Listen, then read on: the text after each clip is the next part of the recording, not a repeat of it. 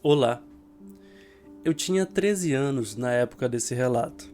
Eu, meu pai e minha mãe chegamos na cidade de Belém do Pará.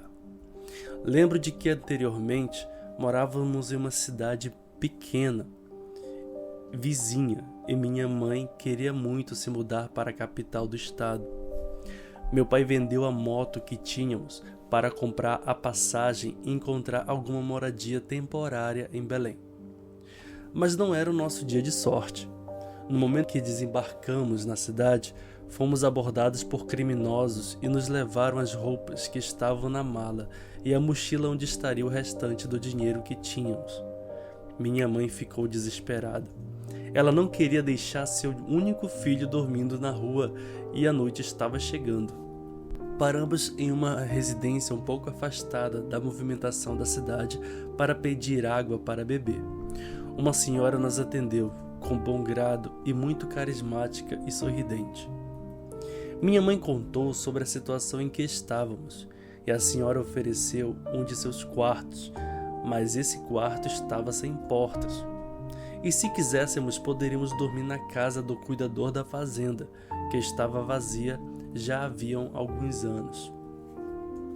Ela explicou que antes de vender suas terras e nascer aquele bairro, a família possuía uma grande fazenda, porém não administraram como deveriam e precisaram vender as terras para futuros moradores para pagar dívidas.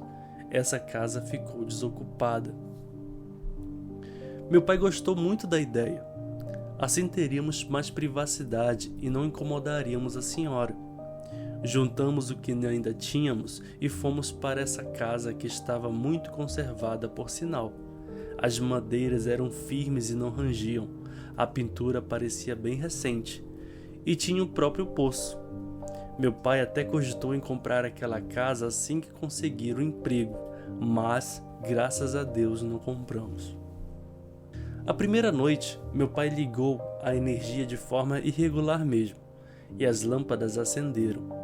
A casa só tinha divisórias no quarto principal, e a sala e a cozinha compartilhavam o mesmo vão. Quando as luzes acenderam, a primeira coisa estranha foi que a luz do quarto piscava por alguns minutos e com mais ou menos 1 hora, nesses picos frenéticos, ela estourou. Tudo bem.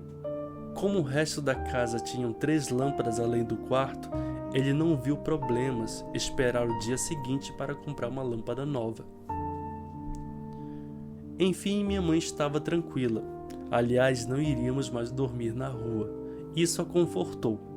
Estávamos na mesa comendo uns últimos pães que compramos no barco para enfim nos prepararmos para dormir.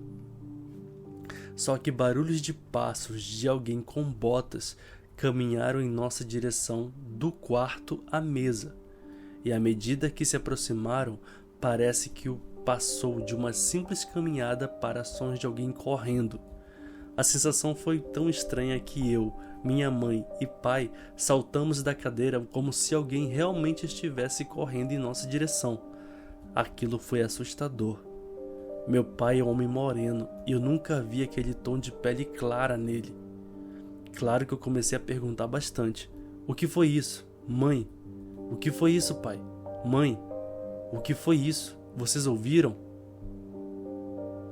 Meu pai, querendo confortar a todos, disse que tatus estavam no assoalho da casa e como não tinham pessoas há muito tempo morando ali, eles correram quando perceberam que tinham pessoas lá dentro. Depois que disse isso, minha mãe e ele trocaram olhares sérios, como se quisessem explicar com um olhar um para o outro o que era aquilo. Meu pai deitou em uma rede que estava na sala e eu e minha mãe fomos para o quarto.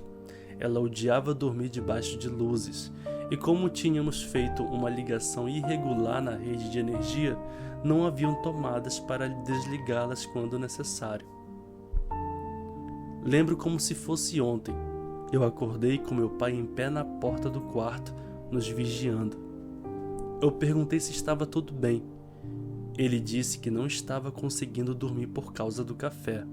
Mas, anos mais tarde, minha mãe contou o que realmente aconteceu naquela primeira noite com nosso pai. Ela contou que ele esperou nós pegarmos no sono para ligar o rádio à pilha que tínhamos e, deitado na rede, colocou para tocar na sua barriga. Ele acendeu um cigarro e colocou o braço para fora da rede para que as cinzas caíssem no chão. Ele deu um trago e esse não consumiu nem 10% do cigarro.